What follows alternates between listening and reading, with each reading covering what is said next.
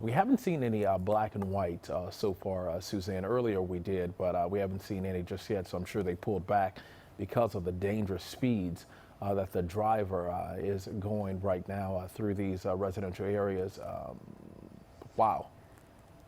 And they're saying, our producers are updating us, that these robberies were yesterday. They happened, and you see on the right side of your screen some tape that we shot earlier. So clearly they have been running from law enforcement, maybe even thought they got away, but they were able to be tracked down, and now they know the level of charges they may face, which keep racking up the longer they're on the ground. Producer is actually telling us that this is one of two cars. It looks like they bailed right now. If you look at the screen, you can see two people running. They just ditched that SUV, and we'll see if they're going to be able to go. Oh, they're jumping a fence in a house. Between this neighborhood. Okay. Looks like there were three people. Our executive producer is telling us that it could possibly be three suspects who were inside the vehicle and just walking into this house. Yeah.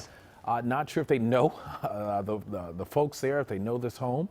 A lot of times during these police chases, they do travel to areas that they know, but if not, that is extremely dangerous for the people who call that place home, especially if you're in your house and three people just storm into your crib. Well, the way they jumped that fence, it appears they're at least familiar with the house, and now we see police rolling up. So we know that they at least are surrounded.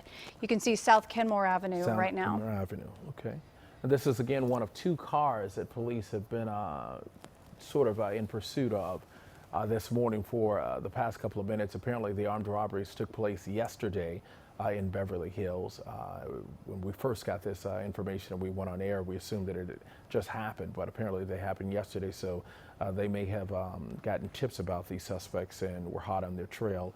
Now we're looking at that home there that's in the middle. The side door is where these suspects apparently jumped a fence and then just stormed into that house. And here's the foot bail here. We see them jumping out of the silver SUV and jumping over a fence. The way they make a beeline for the fence and then jump over it and go right through the side door. They know this house. They're familiar with it on some level, but it also makes you curious. So are they hiding? Are they calling people? Are there other people in the house? And do they have weapons? That's also another consideration. Somebody opened the door. Our directors are telling us it looked like somebody actually opened the door for them to get in. So they, it is safe to assume that they do know this home here. But, you know, they're pretty much cornered now. There's nowhere else to go.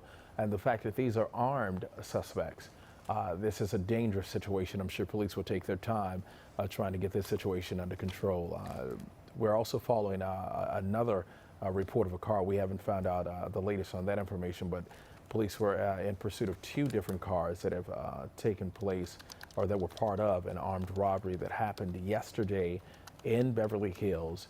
The latest one that we've been following was this big SUV that was flying on the 10 eastbound there at a high rate of speed, more than 120 miles per hour at one point. Then they ditched the vehicle in this area, this neighborhood. This is in Pico-Uni. Somebody out there is walking in the street, not sure if they know what's going on or what just happened, or if they're talking to officers there on the scene, but not a good place to be.